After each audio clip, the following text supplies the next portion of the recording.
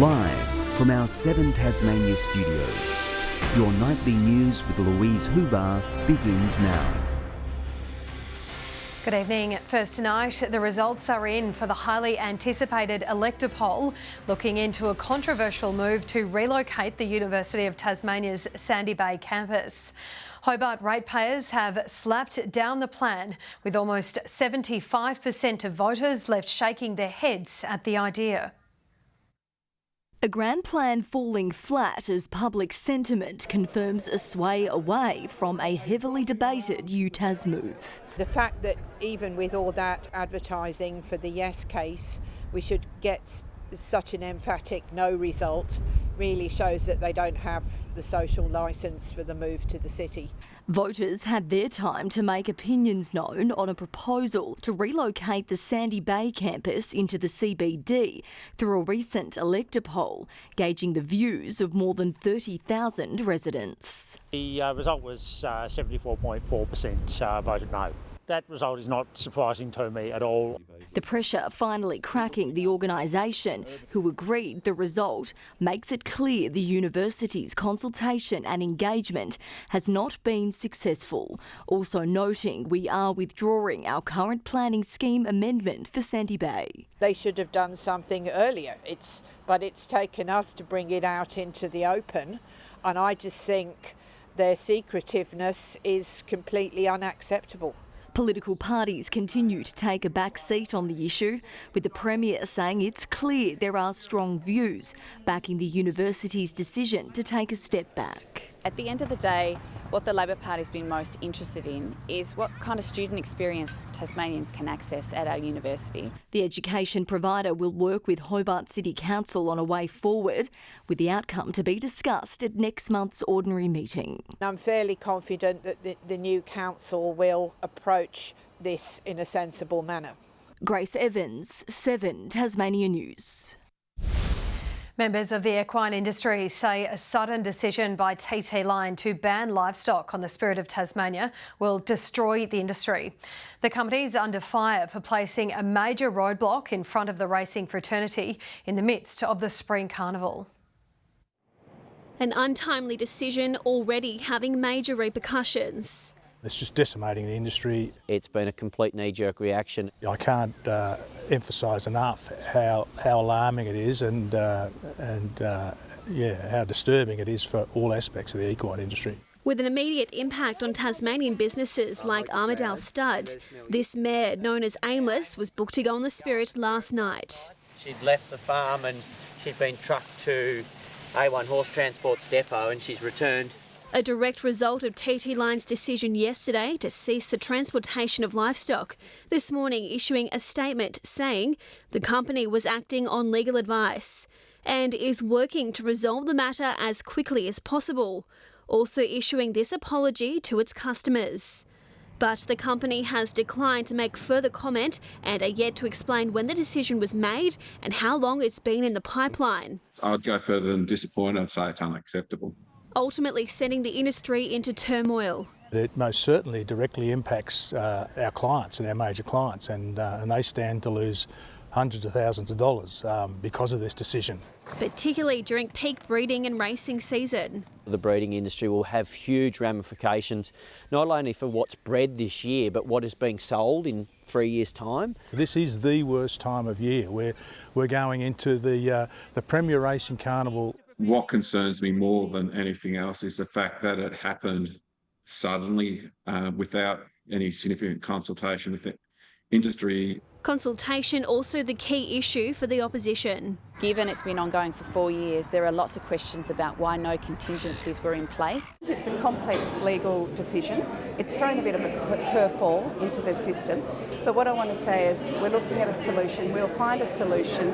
That work is underway. Now a race against time to come to a resolution. McKenna Bailey, 7 Tasmania News. The state government has handed down another pay offer to public sector workers. While unions have labelled it as improved, they're still hoping for better working conditions and for solutions to staffing issues. After months of tense negotiations, the government has handed to public sector unions what it calls a final offer. A 3.5% pay rise this year, followed by 3% rises in the following 2 years. There are also cash bonuses of up to $5,000 over that period. We've made it what we believe is a fair offer. We'd love to see people get their pay rises. Teachers, allied health workers, child safety officers and firefighters are among those currently bargaining. It is a positive step that they've very slightly increased their pay offer. However, it still falls far short of CPI. I had a conversation with a speech pathologist who told me that she put her tax return in and the tax accountant advised her that she should go and get another job in the not-for-profit sector or the private sector. It's the third offer made in the past 2 months. It features a greater pay rise in the first year and a larger cash bonus. A recent 3-week negotiation period didn't end with a deal. We're meeting with different agencies and with the government representatives and talking about the problem, and at this point of time we really need to be down negotiating the solutions. Those at the negotiating table say there needs to be more work on the conditions employees are facing. A big issue for firefighters is superannuation. Firefighters can't stay on the back of a fire truck until they're 67, and we need to have financial security in retirement for firefighters. Unions have signalled they'll coordinate a strike on November 9. It's unclear if this offer is enough to stop workers from laying down their tools. Josh Duggan, 7 Tasmania News. Data from the latest health dashboard paints a worrying picture of Tasmanian emergency departments. Ambulance response times are stable compared with a year ago. However, emergency department efficiency is down. We're seeing now examples where less than 50% of patients are seen within 4 hours upon presentation to the emergency department. The elective surgery waitlist did, however, decrease to just over 8,500. Also released in the data dump, only 8 social houses were built in September, far behind what's needed to reach the target of 10,000 homes in 10 years. After a short trial last year, the Derwent Ferries has begun operating permanently on Saturdays. A packed boat arrived at Brook Street Pier this morning, dropping off commuters and visitors to Hobart's Salamanca Market. And so parking is kind of at a premium down here at Salamanca, and this ferry will provide a lot more opportunity for people, locals from the Eastern Shore, to come and enjoy Salamanca Market. Yeah, last year we ran it for about 5 weeks and it was really successful. We get lots of families on the Saturdays, lots of families. The Small Business Minister, Madeleine Ogilvie, said an expanded ferry service incorporating more of Greater Hobart is being considered. And an important milestone for the build of 2 new Spirit of Tasmania vessels has been reached. A special event was held in Finland overnight to lay the keel of the ship. As is tradition, recently minted 2022 Australian and Finnish coins were placed in the keel before the first block was lowered into position. The coins symbolise good fortune for the builders and all those who sail on the vessel. The ships are expected to be delivered by 2024. Dozens have turned out to a rally in Launceston this afternoon to offer their support to stop Hazara genocide. Held by the Launceston Hazara community, the rally hoped to show solidarity with Afghanistan following the Taliban takeover last year.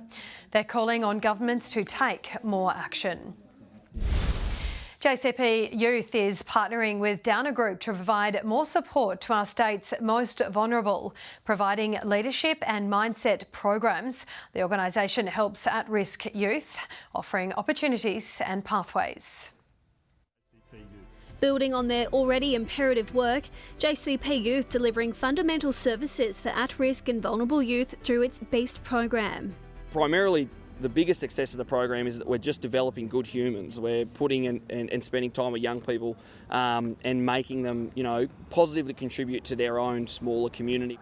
Really nice and really happy because you get to help new people. Downer Group partnering with the youth organisation, donating $20,000, allowing an additional 10 participants into the program. Seeing what the BEAST program does for young people, it was a no-brainer for us to jump on board and provide as much support as we possibly could. Helping 72 young people across the state. I used to get angry a lot and I used to be in school fights, but when I met Will, he just made my day. Every time he'd come help me, teach me lots of new things. I've been taught to be kind to everyone I meet. It feels special. It's quite an emotional journey when you're investing in a young person's life over a sustainable period of time. Changing the lives and mindsets of young Tasmanians. I hope people see this and know that JCP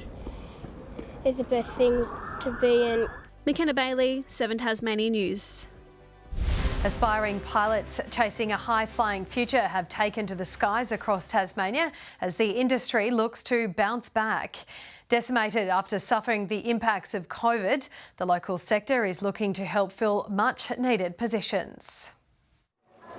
Getting a glimpse of life inside the cockpit and on the runway. These aviation enthusiasts were feeling sky high. That was great. CT4 an old ex-RAF trainer, so it's nice and agile and great fun. Yeah, it was absolutely awesome, enjoyed it. Ready for takeoff into a potential career pathway, Aviation were behind an open day designed to give Tasmanians a closer look into the industry. I think saying, hey, aviation's back, come see your plane in action, bring back that romance into aviation is what this is all about. The organisation's partnership with the University of Tasmania is also making for a smoother journey to becoming a pilot. Students who do one of our diploma courses are eligible for up to 12 months of credit for a Bachelor of Business through the University of Tasmania. We've certainly had a bit of a downturn in pilot recruitment in the last couple of years. Tasmania's varied weather, low traffic and complicated terrain makes the state an exceptionally good place to learn, helping equip pilots to fly anywhere in the world. We get to go valley flying, which is a really incredible experience in itself. So it's very diverse. With most flights grounded throughout the pandemic, rebounding the sector has never been more important. It is that sense of accomplishment that no one else really experiences. People don't just go jump in aeroplanes and learn to fly. Grace Evans, 7 Tasmania News. The winners of Tasmania's Community Achievement Awards have been announced. Blue Line Laundry won the Sustainable Disability Employment Award. The Australia Agricultural Award was won by the Tasmanian Junior Beekeepers. Aaron Kropf won the Heather and Christopher Chong Outstanding Achiever Award. And among other winners, Just Cats was announced as the People's Choice Award winner. The ceremony was held in Hobart. Divers spent last night preparing piers on the Cam River Bridge as part of its ongoing repairs. Installation of the formwork is planned to take place this evening. The repairs are dependent on tides and include underwater drilling and high-risk works. Toe concrete pours will happen once the formwork is installed. It's hoped the bridge will reopen early next week. The Tigers had control of their Sheffield Shield clash against Victoria and then lost it on day one. After winning the toss and choosing to bowl on a grey morning at Blunston Arena, Peter Siddle claimed 2 early wickets for the Tigers. And that's got past the edge of Dean's bat, and that's a wicket, another one down. Tim Payne gloving that catch nicely to leave the Victorians at 2 for 53. However, they recovered to finish the day at 4 for 216. Good evening. 19 was the state's top in Launceston today, 16 across Hobart and Burnie, Devonport 17. 14 about Strawn and Grove, St Helens 17 and 9 in Lyweenie. On the close-up shows widespread areas of low cloud about the west of the state. Further out, multiple troughs and lows are causing clouds and thunderstorms over the middle of the continent. Tomorrow a weak ridge moves over Tasmania while a low pressure centre approaches the northwest of the state. West to southwesterly winds tomorrow 10 to 20 knots, swells up to 3 metres in the west and south and up to 1 metre in the north. A gale warning is current for the far northwest coast, a strong wind warning for the central north, Flinders Island east coast and the west coast, a flood warning for the Macquarie, Meander, North Esk, River Derwent, South Esk and Coal rivers, and a warning to sheep graziers for the northwest coast forecast district. Tomorrow's forecast now, Hobart 18, partly cloudy about Richmond and Ouse. In the north, Launceston, a possible shower, 15 in Devonport, a shower or 2 in Deloraine. Burnie tomorrow, showers increasing, 17 about Strawn and Curry, 16 across St Helens and Whitemark and mostly sunny in Swansea. The UV forecast is high 7s across the state. Looking ahead to the 3-day forecast now. Monday, showers more frequent about the north and west. Tuesday, showers about the west. And Wednesday, showers across the state more frequent about the west. Capital cities 18 and partly cloudy in Perth tomorrow. Adelaide 25 and mostly sunny in Sydney. And currently Hobart 11 and mostly cloudy, Launceston 13 and Devonport 12 and partly cloudy. That's all in weather, Lou. And that's all your news for now. We'll see you tomorrow. Have a lovely and safe evening. Good night.